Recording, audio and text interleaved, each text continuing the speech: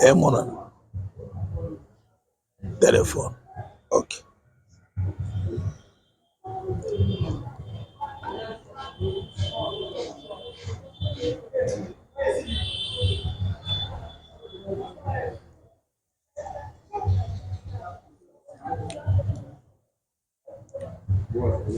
Chers téléspectateurs, les amis d'Aaron Ministries, que Dieu vous bénisse abondamment. Ici, c'est moi, votre humble serviteur, le pasteur Aaron Augustin Samuel. Je viens par cette occasion vous fixer un peu par rapport à la saison de restauration deuxième édition. Tikana Sabino dans la première édition, ce qui s'était passé. La première édition, quand on a organisé cet événement, le Seigneur m'avait dit qu'il va bénir les gens, va délivrer, va vie à Batokoza la restaurer. Et en ce moment où je vous parle, Ezanaba Oyo, Bazu Moussala, à travers prière et la première édition. Ezanaba Oyo, Awa Nenge Nazoloba, une femme qui avait des problèmes d'accouchement à Saliba Mboule Belé.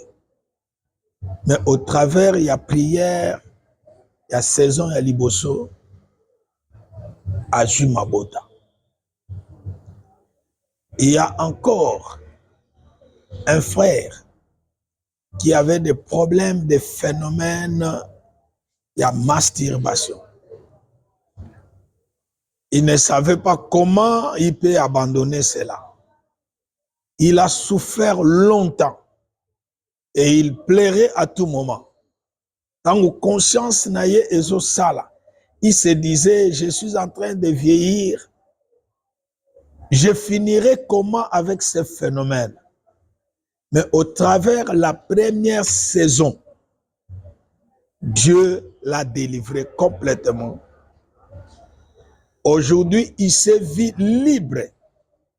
Cela veut dire, bah, esprit wana, il y a masturbation et tika vinae, bah, sirène wana, o ba bandaki ko réclamer na masturbation batikaye. Il y a encore un cas, il y a Ndekomoko, où il y a Zalina Mikilia Poto, abandaki kolota azaka kananda kwa baboti na Kinshasa. Ye aza na poto, mais azolota azaka na Congo. Azolota aza na maternelle, école primaire. Azolota azana neta ya mwana muke. Oye aza kotangaka miyoyo. Mais à travers la première saison de restauration, le Seigneur a fait en sorte que abima na prison wana amnaye et comment restaurer. Je voudrais ouvrir une parenthèse na bandeko bazolanda ngai. Vous savez, tamuyo ozolo taka bandoto oza epa ya baboti na yo meyo longwa deja. Ozolo tabandoto oza na lupango moko bofutela quelque part mais kuna deja bosi bobima. Ozolo tabandoto oza na école moko tanga kala yo deja osilisa mamuso oza na ndaka libala lelo. Ozolo tambala mususu mboka moko bokendaka voyage moko bokenda kosomba mbinzo. Obia bokenda kaka voyage moko d'affaires. Mais okoma kolota oza kaka kuna. Cela veut dire que amna yo etikala kuna en captivité. Peut-être melaka mai moko. Peut-être liaka eloko moko. Peut-être okotaka toilette moko. Peut-être okenda kosuba place moko. poste oyo ya milimu mabe ba captiva âme na yo otikala kuna et lelo osa réclamé. Beaucoup de gens se retrouvent dans de telles situations. Mais le Seigneur, le Dieu Tout-Puissant, qui inspire à ses serviteurs de tels événements, il nous a inspirés. Et à travers la première saison de restauration, voici les miracles qui se sont opérés. Bien-aimés, il y a plusieurs témoignages. Il y avait une maman qui était moribonde. Et quand on l'a amenée, parce qu'après ma kilt nabiso totikalaka, on l'a liwana na prière, on l'a amenée, on a prié, Dieu l'a guéri. En ce moment ici. La tranche prochaine, je vais inviter quelques 2 ou 3 cas à témoigner. Oyo kamakambu oyo nzambe aza capable ya kosalela batu. Bien-aimé dans le Seigneur, il y a une sœur, la première saison, règle naye, permettez-moi le terme, et qui m'a, et ça l'a même pendant 3 ans. Elle est encore trop jeune.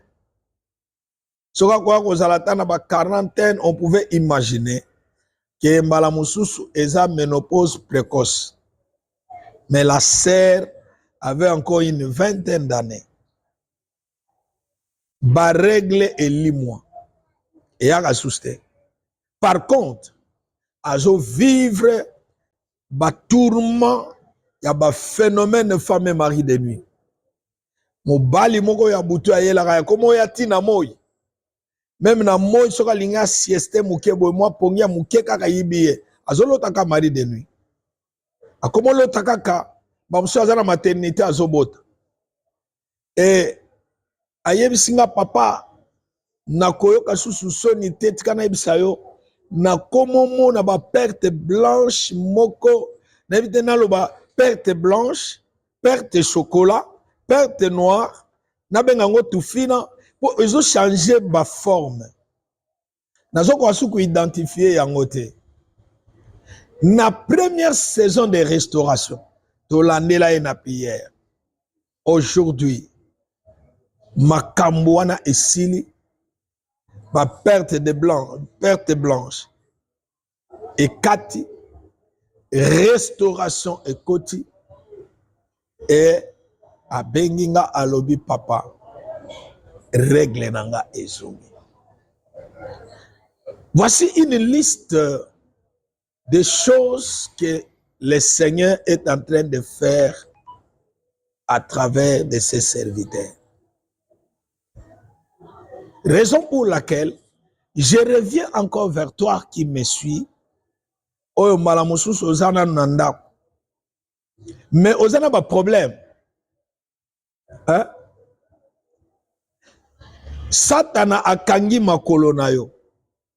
Makasi ya koya koluka nzambe eza te. Ozolota mabe. Libala ngo ozomona net. Naposa libala esesili yo. Po yo na mobali ezosimba lisusu te. Bosololaka te. Boyinana bokoma lokwa mbwana nyama. Même na couloir ndako botutana te. Mamususu yo mobali ozoyina mwasi. Mamususu yo mwasi ozoyina mobali. Nzokande, il y a la présence d'un esprit maléfique. Oyo azako tout sabino mitu. Et oyo azako mema inimitié kati nabino. Nde omona mabala musupe boko kabwan. Bokabwani. Pour na ba raison oyo ezali valable te. Cher peuple de Dieu, voici une occasion pour vous. Ya oluka délivrance. Voici une occasion pour vous. Bokangolama. Voici une occasion pour vous. Ya la rencontre personnelle nan Nzambe. Nzambe balukakaye. La Bible dit cherchez l'Éternel pendant qu'il se trouve. Dieu on le cherche. Et celui qui cherche Dieu de tout cœur, il le trouve. Il dit, lorsque vous me chercherez, je me laisserai trouver par vous. Bien-aimés, venons, pendant ces 21 jours, Oezali, saison de restauration, deuxième édition. Et ça, na particularité nango mususu. Oyo déjà comme na lobi ndenge to demaraki yango, loboko na nzambe na nguya eza na kati ya ko se manifester na ba vie ya bato. Et aujourd'hui encore, Dieu a manifesté sa gloire au travers de son serviteur. Bien-aimé, ozala musika, ozala pene, na kisasa ezaka likambo transport. Et bisika biso tozali, c'est facile à retrouver. Et nous sommes là où okoya na mutuko parquet. Okozwa transport okitaka liboso église. Je lance un appel à toi qui a des problèmes de santé. Munganga se a traité, na munganga kutalembi. Tala munganga zo bisayo boke no luka basala nzambe. Soko moni munganga lobi boy, c'est-à-dire asuki wana za suna formule a obakisa likolo na yote. Et si kama ele ya bato to ya baminganga ezo suka nde nzambe bandaka. Moi je connais un Dieu capable d'opérer des miracles, d'opérer des signes et des prodiges. Bien aimé, lobi na Olexa bino des témoignages. Témoignage ya liboso na Olexa, ya mama oyo cancer de sein et limoi. Na prière il y a 10 minutes. Cancer de sein et limoi. Na Olexa la bino témoignage ya mibale. Oyo mwasi babwakele mpese na mbasu. Mukwa ya lokolezo monana. Mutazo kena kokufa. To sambela pona ye lelo aza servante. Azo salela nzambe. Je vais vous faire passer ces deux témoignages. Je pense que ça va vous édifier. Yo mutuna no yete lobi tozali lisusu. Awa na église la gloire de Dieu à partir de 16h30 nos portes sont déjà ouvertes pour na koyamba batu nyonso na mikumba na bango parce que la Bible dit venez à moi vous tous qui êtes fatigués chargés je vous donnerai du repos. De partout où vous êtes, nous sommes sur le boulevard Salongo numéro 56. Référence Nabiso Ezali terrain à Saka dans la commune de Lembe. Ozana Gombe, Ozana Limete, Ozana Matonge, Kasavubu, Ozana Kingasan, Ozana Njili, Ozana Matete. Prenez seulement le transport ya rond-point Ngap. Soko commune à rond-point Ngap. Tuna kaka bana moto tikanga na terrain à Saka. Bakoya ko tika yo ti liboso église et c'est facile à nous retrouver. C'est là où éclate la gloire de l'Éternel. Soko Bungi, nos numéros sont là au bas de l'écran. Vous allez nous appeler et toko indiquer bino escabso tozali on a boye bana ko bénéficier na grâce oyo nzambe aza kosalela biso. Bien aimé, yom tolandinga kabali solo na libota. Libota ezana ba problème. Libota ezana mikakata. Libota ezana ba maladie démoniaque. Libota ezana ba réclamation. Ana zoloba awa na mutalinga voyager ba zongisi. Ana zoloba ana mususa kendaki libala ba zongisi. Pourquoi? Parce qu'il y a la présence de l'ennemi qui est en train de dompter, de neutraliser toute catégorie de bénédiction oyo nzambe a zolinga atia à disposition na bino. Nkolo apamola yo mtolanda kinga lobi tozo zela bino. À partir de 16h30, nous ouvrons nos portes pour nous faire éclater gloire et ensemble. Tika ete mokonzi Yesu ayeba na kopamola biso. Yom tokoti na désespoir. Nazo yebisa yo que notre Dieu est capable de restaurer. Le kola ezali saison ya restauration. Même le panzana. Souvenez-vous de l'histoire des ossements desséchés. Dans Ézéchiel chapitre 37. Hein? Nzamba lobi, est-ce que mikoyo ko zonga lisusu? Ézéchiel a lobi nkolo na ebite. Il dit prophétise et parle.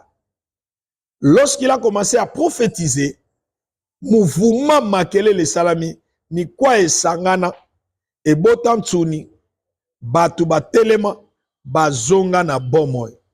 Cela s'est passé kaka na mabele obsotozali, au travers d'un homme que Dieu a choisi. Et le temps des miracles n'est pas encore passé. Nzamba sala Nathan Ézéchiel, il peut le faire aussi avec toi. Tika ete lobi tokutana. Bengisa libota na yo to vivre bola manzana. Isika bino bozali tika ete Nzambe ayeba na kopambola bino. Nazobondela pendant 1 minute. Mokonzi Yesu na tiki mabota nyonso elandinga na sena loboko nao. Naba oba kolandanga. Ezala na YouTube, ezala na Facebook, kolo zala solution ya ba problème na bango. Butu ya lelo bazinga mana gloire na yo. Au nom puissant de Jésus, ndeto bondeli. Amen. Tozali sur YouTube, Aaron Ntamwene TV. Abonnez-vous surtout, likez, commentez, partagez les liens pour que nous puissions avoir une large diffusion. Oyebi ke oko kabelanga 100 francs te, mais ceux qui ont s'abonné na chaîne nanga ont contribué ebele. Ceux qui ont partagé le lien, bande comme sou même au bazana Angola, bazana poto, balandi vidéo wana, balandi image wana, eza plus que oyo ko pesanga matériellement ou bien financièrement. YouTube Aaron Ntamwene TV.